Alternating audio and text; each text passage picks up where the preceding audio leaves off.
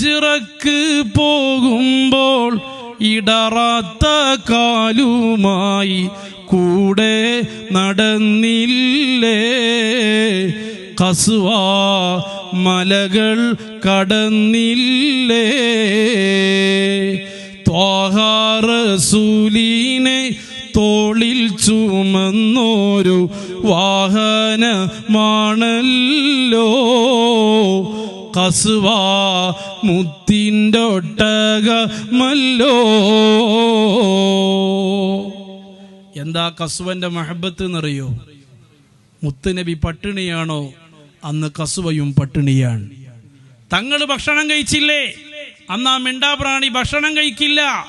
പല നാളിൽ മുത്തോളി പട്ടിണിയാകുമ്പോ പതറാതെ നിന്നില്ലേ, ഖസ്വ കൽബ് കവർന്നില്ലേ. 10 കൊല്ലം മുത്തുനബിയെ സേവിച്ച് നടന്നു ഈ ഖസ്വ എന്ന് പറയുന്ന ഒട്ടകം. എങ്ങനെയാ ഈ ഖസ്വാവിന്റെ മരണം എന്നറിയോ? മുത്തുനബി വഫാത്താകുന്ന സമയം കട്ടിലിന്റെ ചോട്ടിലിങ്ങനെ കിടക്കുകയാണ് ഖസ്വാഹ്. തങ്ങളെ വഫാത്തിന്റെ ടെൻഷൻ താങ്ങാൻ കഴിഞ്ഞില്ല. മുത്തുനബിയുടെ വേർപാട് സഹിച്ചില്ല. ഖസ്വ വല്ലാതങ്ങ്